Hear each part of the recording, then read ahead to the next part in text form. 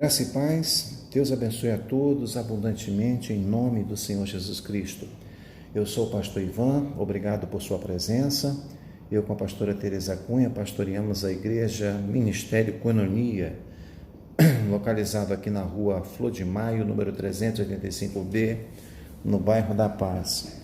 Somos uma igreja que está debaixo da cobertura da VPB, Visão da Prosperidade Bíblica, MIVA SMT de Brasília, profeta J. Rubens. Cremos que Jesus salva, cura, batiza no Espírito Santo e que em breve irá voltar. Cremos e praticamos os princípios da prosperidade bíblica. E hoje vamos abordar o tema Um Novo Homem em Cristo Jesus, um tema que visa trazer, relembrar, ensinar sobre o novo nascimento.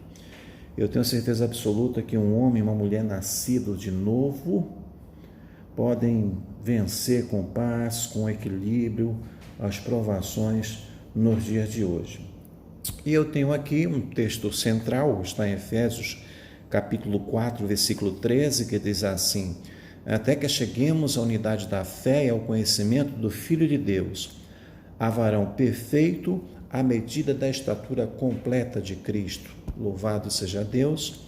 Uma síntese que nós podemos deixar a vocês é: a salvação em Cristo Jesus leva-nos à perfeição espiritual, moral e ética, porque Ele, Jesus Cristo, embora Deus, foi o mais perfeito e completo dos seres humanos. Vamos aqui fazer a leitura bíblica, que é João 3, 1 a 16. E havia entre os fariseus um homem chamado Nicodemos, que era príncipe dos judeus. Este foi ter de noite com Jesus e disse: Rabi, bem sabemos que és mestre vindo de Deus, porque ninguém pode fazer estes sinais que tu fazes se Deus não for com ele. Jesus respondeu e disse: na verdade, te digo que aquele que não nascer de novo não pode ver o reino de Deus. Disse-lhe Nicodemos: como? Como pode nascer de novo um homem nascer de novo sendo velho? Porventura pode tornar a entrar no ventre de sua mãe e nascer de novo? Jesus respondeu: na verdade te digo que aquele que não nascer da água e do Espírito não pode entrar no reino de Deus. O que é nascido da carne é carne, o que é nascido do Espírito é Espírito. Não te maravilhes de te dizer: necessário vos é nascer de novo. O vento sopra onde quer e ouves a sua voz, mas não sabe de onde vem nem para onde vai. Assim é todo aquele que é nascido do Espírito. Nicodemos respondeu e disse: como pode ser isso? Jesus respondeu e disse: tu é mestre em Israel, não sabes isso? Na verdade digo que nós dizemos o que sabemos e testificamos que vimos, e não aceitais os nossos testemunhos. Se vos falei de coisa terrestre e não creste, como crereis se vos falar das celestiais? Ora, ninguém subiu ao céu, senão o que desceu do céu, o Filho do Homem que está no céu.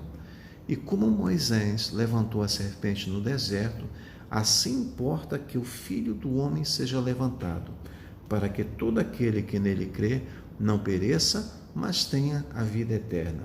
Porque Deus amou o mundo de tal maneira que deu seu Filho unigênito, para que todo aquele que nele crê não pereça, mas tenha a vida eterna. Louvado seja Deus para sempre. Amém? Muito bem, vamos iniciar. É possível alcançar a perfeição espiritual nessa vida? Meditemos, irmãos. Resposta: do ponto de vista humano e antropológico, não, claro que não. Mas quando abrimos a Bíblia Sagrada, queridos, constatamos que tal perfeição não somente é possível, como também desejável e requerida de todo aquele que professa o nome de Deus, o nome de Jesus Cristo. Se nos valermos de nossas próprias forças, jamais alcançaremos, mas em Jesus Cristo, no Espírito Santo, nossa velha natureza renasce para a vida eterna.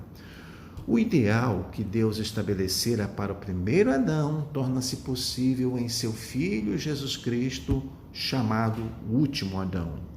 Então, aqui rapidamente nós vamos verificar o nascimento, a justificação, a santificação um tópico rapidinho sobre a glorificação do novo homem em Cristo Jesus. Mas vamos lá.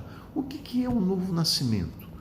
Primeiro, o que não é um nascimento, o novo nascimento? O que não é um novo nascimento? O novo nascimento não é o nascimento do homem pela vontade da carne e do sangue. No prólogo do seu evangelho, o apóstolo João afiança que o novo homem em Cristo é, antes de tudo, uma criação espiritual. Veja só, João 1, versículos 12 e 13. Contudo, aos que receberam, aos que creram em seu nome, deu-lhes o direito de se tornarem filhos de Deus, os quais não nasceram da descendência natural, nem da vontade da carne, nem da vontade do homem, mas nasceram da vontade de Deus. Apesar do pecado do primeiro Adão, nós podemos renascer para Deus através dos méritos de Jesus Cristo, o último Adão, repetindo, mas a todos quantos receberam, deu-lhes o poder de serem feitos filhos de Deus, aos que creem em seu nome, os quais não nasceram do sangue, nem da vontade da carne, nem da vontade do varão, mas da vontade de Deus. A atuação do Espírito Santo no interior do ser humano é o milagre mais expressivo que Deus pode operar em nossa vida. Louve a Deus por isso. Ao nascer de novo, o homem experimenta um novo Gênesis, uma nova comunhão, uma nova experiência com o Pai Celeste. Glorificai a Deus por isso. Isto aí é uma bênção maravilhosa. Glória a Deus para sempre. Romanos 8,16 diz assim: o mesmo Espírito testifica com o nosso Espírito que somos filhos de Deus.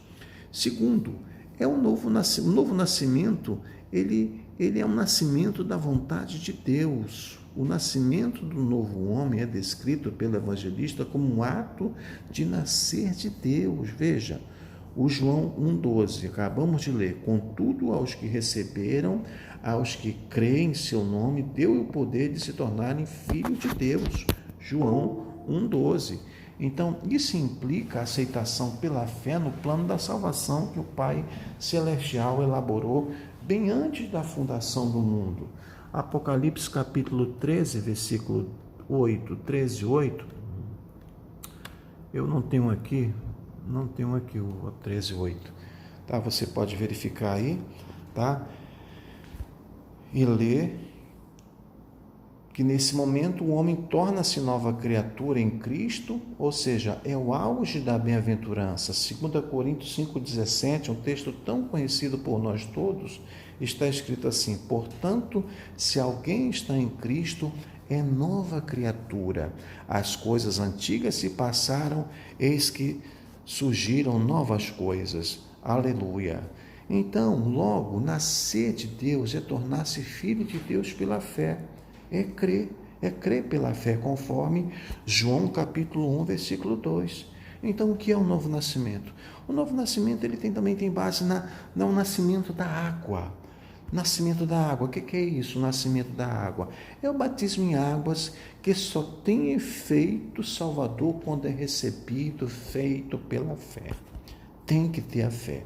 Se devidamente observado, simboliza não apenas a morte e a ressurreição de Cristo, mas nesse ato também representa o renascimento espiritual daquele que recebeu a Jesus Cristo como o Salvador e o seu Senhor. Então, desta forma, cumpre-se o que Paulo escreveu, asseverando que Jesus nos salvou mediante o lavar regenerador e renovador do Espírito Santo. Tito capítulo 3, versículo 5, que está escrito assim: não por causa de atos de justiça por nós praticados, mas devido à sua misericórdia, ele nos salvou pelo lavar regenerador e renovador do Espírito Santo. Tito 3,5, acabei de falar. Dessa experiência ressurge o quê? O novo homem em Jesus Cristo, louvado seja o Senhor. Então, o que é o novo nascimento? É o nascimento na vontade do Espírito, milagre. É a regeneração, A regeneração só é possível através da atuação do Espírito na vida do pecador arrependido, gente. É Ele quem opera o novo nascimento e que nasce da carne e sangue. O que nasce da carne é carne, mas o que nasce do Espírito é Espírito. João 3,6. Esse ato regenerador não pode ser explicado na linguagem humana, né? Por João 3,8 está escrito assim: o vento sopra onde quer, você escuta, mas não pode dizer de onde vem nem para onde vai. Assim acontece com todos os nascidos do Espírito. Somente a partir dessa ação sobrenatural em nossa alma é que o novo homem em Cristo, o novo homem em Cristo torna-se possível. É algo que vem de uma ação do Espírito Santo. Então nós temos aí uma genuína conversão. Então repare, irmãos, nós precisamos demais que sermos uma igreja de oração, porque almas se agregarão ao nosso rebanho à medida que nós orarmos pelas pessoas, pedimos que Jesus salve. Você colocar, você tem esse compromisso da gente ganhar uma alma para Jesus, mas nós precisamos pegar e orar, porque esta é uma ação do Espírito Santo, esta é uma ação que só o Espírito Santo pode pegar e tocar no coração do ser humano. Nós podemos pegar, falar e devemos continuar falando, mas a questão de convencer o homem do pecado, da justiça e do juízo é o Espírito Santo. Segundo ponto, o que é a justificação do novo homem? Ponto 1. A justificação do novo homem não vem através de justiça e de obras humanas. Nossas obras, ainda que boas e aparentemente meritórias, não nos salvam, nem nos justificam diante do homem. A gente já viu aí Efésios 2, 8 e 9. Eu me lembro que lá no São Francisco tinha, logo que eu aceitei a Jesus Cristo, tinha lá não sei o nome que dá, me lembro, um stander com essa escrita bem na frente do púlpito, né? A salvação pela graça mediante a fé, isso não vem de vós, é dom de Deus, nem de obras para que ninguém se glorie. Ou seja, sem a conversão, elas são consideradas trapos de imundície, não tem nenhum efeito diante de Deus, não chama a atenção de Deus. Isaías 64:6, somos como o impuro, todos nós, todos os nossos atos de justiça são como trapo imundo, murchamos como as folhas e como o vento as nossas iniquidades nos levam para longe. Só existe um meio de obtermos a salvação e de nos justificarmos perante o juiz justo. Como é que é? É a fé nos méritos perfeitíssimos de Jesus Cristo. Dê glória a Deus aí, tá? A partir desse processo, o homem passa a ter um novo status perante Deus. Um status jurídico, né? Como agora fomos justificados por seu sangue, Romanos 5,9, muito mais ainda seremos salvos da ira de Deus por meio dele. A vida de santidade dele é imputada sobre nós. Nossos pecados são lançados sobre ele. 2. A justificação do novo homem é pelo maravilhoso milagre da palavra de Deus. É um ato de declaração da palavra. Ao pecador que pela fé recebe a Jesus Cristo, Deus lhe concede mais do que um mero perdão e muito mais do que uma anistia, né? Concede o status de justo, pois a justiça de Cristo muda por completo a situação jurídica do réu. 1 Coríntios 6,11 diz assim: assim foram alguns de vós, mas vocês foram lavados, foram santificados, foram justificados no nome de nosso Senhor e Salvador Jesus Cristo e no Espírito do nosso Deus. Então, este é completamente perdoado, seus pecados perdoados e inteiramente apagados. Hebreus 10,17 acrescenta: dos seus pecados e iniquidades não me lembrarei mais. Glória a Deus, aleluia. Deus não se lembra mais dos nossos pecados quando passamos por esse processo genuíno da presença do Espírito Santo. 3. Assim o novo homem é declarado justo. A partir da sua conversão, o pecador passa a ser visto por Deus como se jamais tivesse cometido qualquer injustiça. De agora em diante, é um justo aos olhos de Deus. Glória a Deus para sempre. É uma bênção isso. 1 João 3,7. Filhinhos, não deixe que ninguém vos engane. Aquele que pratica a justiça é justo assim como ele é justo. Amém. Agora, haja vista que houve, veja só, o caso do ladrão na cruz que creu no sacrifício de Cristo. Pronto. Jesus, lembra-te de mim quando entrares no teu reino. Lucas 23:42. Eu lhe garanto, hoje você estará comigo no paraíso. Aleluia. Muito bem. Feito aí toda essa parte, irmãos, glória a Deus. Tá? Nós vamos à nossa já parte final. A manutenção da salvação é pela santificação. A gente já fez a verificação que o novo nascimento do homem não é uma questão de nascido do sangue e da carne, ele é nascido de Deus, da água e do Espírito, né? Verificamos também que a questão da justificação do homem tem que ter cuidado, porque existe uma inutilidade da justiça humana, né?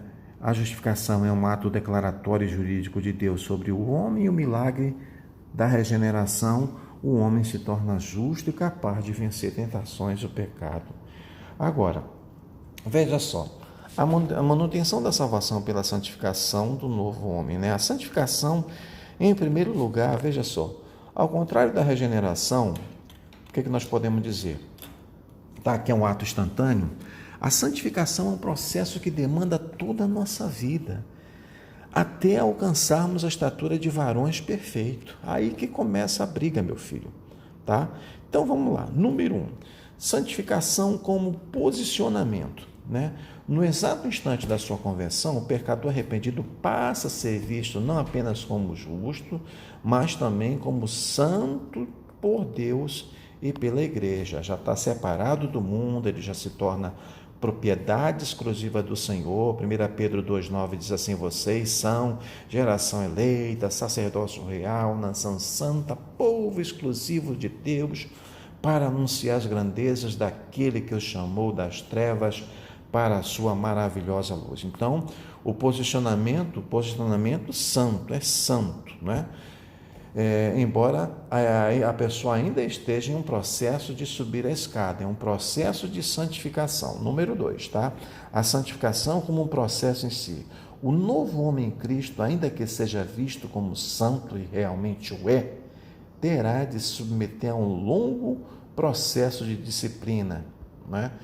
Até que venha alcançar a estatura de varão perfeito. Efésios 4:3. Até que alcancemos a unidade da fé, o textual, e do conhecimento do Filho de Deus, e cheguemos à maturidade atingida à medida da plenitude de Cristo. Efésios 4:3. Então, na santificação do novo homem, veja só, a palavra de Deus, ela é imprescindível, pois é ela que nos conduz ao idealismo cristão, à perfeição e santidade, para que em tudo sejamos a imagem e semelhança de Deus. Mateus 5, versículo 48. Portanto, sejam perfeitos, como perfeito é vosso Pai que está no céu. Ou seja, irmãos, é Bíblia, meu irmão. Tem que ler a Bíblia Sagrada todo dia. Nós temos aí os nossos compromissos, as nossas tarefas de Provérbios, de Deuteronômio. Agora nós temos a questão, sabe, das bênçãos do Salmo 91, mas você precisa pegar, rapaz, ler a Bíblia Sagrada, sabe, 3 capítulos por dia, isso no mínimo, e hoje, com áudio, é uma bênção você pegar, se aquietar no sofá, botar um negócio no ouvido e ficar ouvindo a palavra de Deus, é uma bênção, você precisa disso. Se alguém na nossa igreja não faz isso, misericórdia. Não sei o que pode pegar e acontecer. A pessoa, sabe, está pecando e está achando que está, sabe, que está arrebentando com a boca do balão. Tem que, sabe, todos nós precisamos pegar, nos forçar, nos empregar a isso, sabe, a leitura da palavra e praticar isso com oração, porque senão se torna só conhecimento, e o conhecimento que não é revelado complica a vida da pessoa, tá? Ponto 3, a santificação como vontade de Deus no novo homem. O novo homem é impossível sem o processo de santificação. É impossível. Hebreus 12:14, esforcem-se para viver em paz com todos e para serem santos. Sem santidade ninguém verá a Deus. Tá? Quanto mais nos santificamos, mais parecidos nos tornamos com Jesus. 1 Coríntios 11:1. Tornem-se meus imitadores como eu sou de Cristo. Apóstolo Paulo levantou esse desafio. Então, logo devemos ver a santificação como vontade suprema de Deus para a nossa vida. 1 Tessalonicenses 4:3, a vontade de Deus é que vocês sejam santificados e abstenham-se da imoralidade. Nesse texto aí vai, depois da imoralidade sexual, aí vai, muita coisa. Mas se pecarmos, o sangue de Jesus Cristo nos purifica de toda injustiça e impureza. 1 João 7. Se, porém, andarmos na luz, como Ele está na luz, temos comunhão uns com os outros, e o sangue de Jesus Cristo, seu Filho, nos purifica de todo o pecado. Então, que a igreja de Jesus Cristo, ela volte, sabe? Ela volte a pregar com mais instância e urgência a doutrina da santificação. Estou falando para nós, o MIC, e também todas as demais igrejas, tá? Nenhum impuro ou profano entrará na Jerusalém celeste, Apocalipse 21:8. Mas os covardes, incrédulos, depravados, assassinos, os que cometem imoralidade sexual, que praticam feitiçarias, idólatras e todos os mentirosos, o lugar deles será no lago de fogo que arde com enxofre. Esta é a segunda morte. E aí, amados, nós concluímos que quem recebeu Jesus como seu Salvador e Senhor, ele tomou a melhor decisão da sua vida, pois seus pecados foram perdoados e apagados por Jesus Cristo. A nova vida em Jesus é um presente de Deus. E quando do arrebatamento da igreja, nós cremos assim, tá? Não estou discutindo isso, nós cremos no arrebatamento. Você será semelhante ao Senhor Jesus Cristo, porque esta promessa que ele nos fez por intermédio do apóstolo João. 1 João 3:2 diz assim: amados, agora que somos filhos de Deus, ainda não é manifesto o que havemos de ser, mas sabemos que quando ele se manifestar, seremos semelhantes a eles, porque assim como ele é, o veremos. Sim, nós, os redimidos do Cordeiro, seremos glorificados, e nessa bem-aventurança estaremos para sempre com o Senhor. Que o Cordeiro de Deus seja bendito eternamente, louvado. Amém. Louvado seja Deus para sempre. Obrigado, queridos. Obrigado. Medite nessas palavras. Que Deus abençoe a todos vocês abundantemente, em nome do Senhor Jesus Cristo. Tá? Não deixe de enviar os seus tributos, não deixe de fazer as suas tarefas, as suas missões em casa, tá? Deus abençoe abundantemente a Igreja do MIC, em nome de Jesus. Amém.